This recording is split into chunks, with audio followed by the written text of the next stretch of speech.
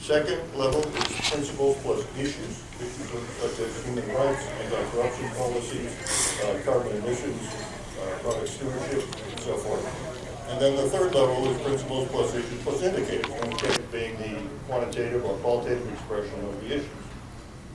Our goal then is to build this over time, and we've just taken a baby step forward here with the document that's before you, with a beta version of element number 1, principles. At each level, 1, 2, 3, there'll be an accreditation process. So we will extend an invitation to raters, existing and future, saying we invite you voluntarily to join us in this process and accredit yourselves against the standard that we're putting forward. They may choose to, they may choose not to. Our anticipation is many will choose a level 1 accreditation, others may choose level 2, others may choose level 3. So that's accredited. The level 3 will be, in our opinion, the Cadillac of raters, where the alignment with the GISR standard is most complete, most robust, most comprehensive. So just to give you a quick flavor of what we mean for the first level of that pyramid, the principles. Here's the principles that are explained in 25 pages. This is just a series of bullets for your consumption here in the 1 minute that you have. These are the 12 principles. These have been vetted now for over a year. They've been explained in this document you have in front of you. There's already been an exposure draft. And we're saying to raters, if from a process and content standpoint, if you want to achieve excellence in ratings, these are your guideposts. This is your compass. This is your map, if you will, the undergirding or the scaffolding of an excellence ratings methodology. I'll give you one example. Each of these, of course, as I said, is explained in more detail, as they must be, and each will, over time, have protocols so that all the ratings community and those who use ratings, investors, companies, will understand exactly what we mean when we say balance, when we say impartiality, when we say transparency. Now, each and every one of these is controversial because we're trying to find that sweet spot where everyone's comfortable enough to adopt it, to understand it, but no one's going to be entirely comfortable with how we define any of these. This is such as the nature of a process like this, much like GRI and IIRC. Paul Druckmann, Paul Massey, myself, we have the wounds to show how laborious these processes can be, but if you can get it right and you get a consensus, it's a good thing. So just take one example among the 12, transparency. If you ask companies, how transparent should ratings be? The answer you get normally is 100%. I want to know everything that's inside that box that landed me at the bottom of some rating, or in the middle, or I even want to know why I'm a leader. I don't understand. Actually, I'm surprised I'm a leader. How did I get there? So the conversation is something like between the rater and the company. Yeah, well, we'll give you an idea.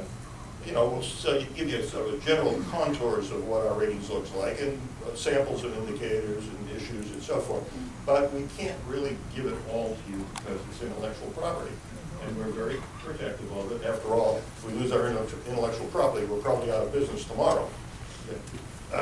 But the companies, on the other hand, say, look, I want to improve my performance. Ratings are only as good as they are an instrument for enhancement of my performance. If I don't know what's inside the box, how am I going to enhance my performance?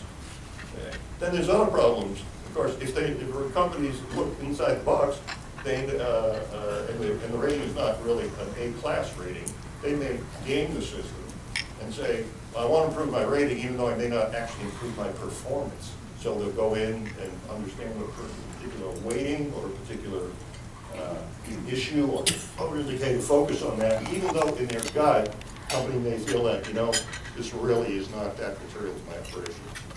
So this is the dance that goes on. It's complicated. And if you're a rater, again, full disclosure of IP of your methodology is essentially saying, here, world, look inside my black box. Everything's for free, everything's open, and there we go. Unfortunately, they will not do that, and it's understandable they will not do that. Now, investors are somewhere in the middle. Investors want to know what's inside the box. They're approached every day with ratings products. Buy this, buy that from all the raters out there. We'll customize our ratings for your needs as a private equity fund, as a mutual fund, as whatever kind of investor you are, pension fund. So they want to know enough to make an intelligent decision to apply it to whatever asset management decision they're making. But they don't necessarily know every algorithm, every weighting, and every detail, every equation in the rating. So they're somewhere between these other two. So this is a complicated conversation, and it goes on. And what you see in your document in front of you is a first step at trying to give some detail, some interpretation, some interpretive guidance as to what we mean by transparency come the time when we start accrediting ratings. All right, so basically, in conclusion, in my remarks, there's lots of ways into this process. There's, of course, feedback on this document and many others that will follow. We're marching through each of these three components that I showed you in the pyramid with an exposure draft, a beta version, and finally version 1.0. We'll complete the 1.0 in its entirety in 2015. There's groups that, like SASB, like BSR, there's about a dozen now collaborating organizations that are working with us. These are kindred spirits who are in the field of sustainability information, not exactly what we're doing, but aligned with the spirit and intent with our mission. There's an expert advisory group, there's pilot tests we're going to be doing over the years, and finally, there's supporting stakeholders. These are organizations, companies, investors, and otherwise who stepped up and said, we believe in what you're doing, we want to support you, we're ready to commit some resources to you on a yearly basis. It's roughly equivalent to the GRI organizational stakeholder program. So that's the quick profile. We'll answer your questions as we go forward with Bob and Jeremy.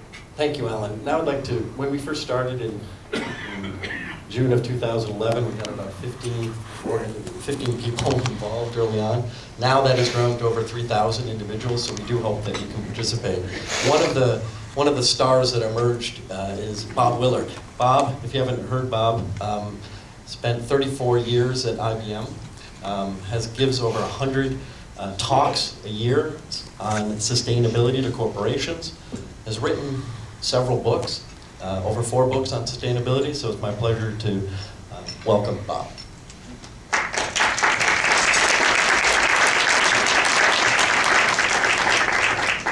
Thanks, Mark. One of the things that Mark asked me to do is to give some context as to why I'm so jazzed about GISR. So I'm going to step way, way back and kind of ask myself the same question that you're asking, which is how do we engage businesses more proactively in what we would call ESG-oriented approaches to running their companies? There was a report that came out last year from KPMG called Expect the Unexpected. How many saw that report? It was probably, I'm embarrassed to say, one of the most influential reports that I have seen in the last 12 years. That report just nailed it. So what I'm going to do is give you a one-slide overview of a figure that was in that report that said it all to me. At the top of this figure, you'll see that they call these 10 things global sustainability megaforces. Global sustainability megaforces. Very powerful label for these 10 things. 7 of them are environmental, 3 of them are social, or at least oriented in those directions. Climate change in the top left-hand corner, you're all, I'm sure, very, very aware of that one. We heard more about that at lunch yesterday. Material resource scarcity, energy and fuel. So all of those things are experiencing stress. And frankly, I think climate change would be better called climate destabilization. Global warming sounds like it could be a good thing. Climate change sounds like it's going to happen. Destabilization, I think, conveys the message a little bit more strongly. And then we get into ecosystem decline, so that's all of the ecosystems on which we are dependent, directly or indirectly. Food security, food scarcity, food quality, deforestation, water scarcity. And you know how all of those things are connected, so I won't bore you with that. But there are also 3 social ones, which talk about the gap between the haves and the have-nots, the wealth one, urbanization, and of course, relentless population growth. So, other than that, things are pretty good. And that's just the starter set. We could add our own dozen to those 10 easily. So here's the point. If you were to approach a CEO and help him or her understand that these things are going on, they say, yeah, we get that, we get that. But we're not here to save the world. We're just here to make a buck. So, these things, why don't you go talk to NGOs about this? Or why don't you go talk to governments about this? This isn't our problem. Externalities. And then the next part of this kind of connects the dots. This is beautiful. It says, by the way, these things are coming home to roost. These things can impact your business. They can increase the prices that you are paying for whatever you are buying from your suppliers. Why? Because we're running out of material. Regulators are going to start to clue in and bring in new regulations. Physical and weather changes are going to happen, which can disrupt your supply chains, do real damage to you in a number of direct or indirect ways. Consumers may wake up to these things and start to have expectations of you that are a little higher than they were before. And you're going to run out of products which not only will affect the price of the products, it may affect the way in which you make your products. If you're in the manufacturing business and you flat out run out, now what are you going to do? So, these have always been hovering in the background. It's just that in the last 3 to 5 years, they have really moved onto the front burner. And now, businesses don't have a save the world decision, they have a business decision. This is a save the business decision. And now they have a business decision as to whether these things are going to cause some risks or whether they're going to present them with some new opportunities. And the risks can be regulatory risks, reputational risks, with who? Their important stakeholders, including customers, physical risks, especially with climate change, market litigation, and social risks. So, collection of risks. And there's some possible opportunities over here that if you do clean up your act, that could be good. Brand image with your important stakeholders is going to be improved, that's good. Innovation and learning is going to create some new products and new services, which will generate some top-line revenue. And then you have cost reductions, which is the low-hanging fruit of saving money on energy, water, material, and waste. And then you have access to capital, which might be improved if you clean up your act.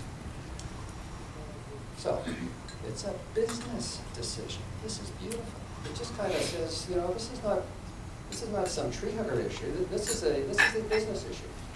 And I thought the articulation of it by this was really, really terrific. So what's this got to do with me and what we're talking about here this morning? My claim to fame over the last dozen years is to show companies that if they do work on these two things, this could be good news, that they can make more money and quantify how much more profit they could make if they actually were more proactive on these issues. And the fact is that they can make at least 51 to 81% more profit than they're making today if they simply did what other companies have already done on capturing some of these opportunities. And that's a lowball number. And they could make that within the next 3 to 5 years with learning technology, just do what other companies have already done. Documented to death. And they can avoid some risks. And in fact, if they decide not to do more than they're already doing today, they could jeopardize their bottom line by 60 to 36%, quantified up the yin-yang. So, we know that, right? And I've been pushing this rope for 12 years. And there is some progress on this. Here's the hooker. This little thing over here is the grabber. Because if we move that over to the risk side and say, by the way, if you don't proactively do more than you're already doing on ESG, you may have your access to capital jeopardized. That you will not be quite as attractive to investors and lenders as you were before because it looks like you haven't future-proofed yourself. And if you can't pay back the loan, your rate's going to go up. Or if the risk of you not being able to do that, lenders are going to need to know how to factor in what you're doing about these things to ensure that you are protecting yourself against your risks. Risks to be able to generate a good return on the investment or to pay back the loan. You with me on this? The logic here? So, here's what I had kind of overlooked, and I kind of kick myself from this. I do actually quantify 14 risks, one of which has to do with this access to capital. This is the mother of all risks. In a capitalist society, If you don't have capital, you're cooked. So, the people who provide the capital are called investors and lenders. And if the way in which they assess companies, rate companies, takes into account how companies are doing on these ESG factors, the game changes. So if we want ultimately to integrate an ESG mindset into the C-suite, whatever interest the capital markets fascinates executives. And if this is important to the way in which they're viewed as attractive or unattractive investment opportunities, whether they're investable companies, then we will influence the influencers through the kind of standards that are being put together for how we rate companies and integrate ESG into those rating approaches. And in combination with the other orange circles that you saw on Alan's slide, I think we can pull this off. And most of these things are happening in parallel between now and 2015, which is the end point, as you saw in the pyramid slide, for GISR. There are a number of others that are working towards a similar kind of deadline. SASB is, IIRC is a little ahead of that. A lot of this is going on right now, and a lot of the value to me of all of these efforts is not so much that they are individually trying to shape the mindset of the lending community, but they are in contact with each other. They know each other. They're working in concert with each other. So we have harmonized standards by the time we reach the goal line. That's exciting. And I think we can pull this off. So that's why I got so much time for it, and we really do encourage you to help influence the influencers on how we influence the other influencers, because you absolutely have a voice in this. This is not just a why don't you help us kind of thing. This is a genuine request for you to help us get this right. So, thank you.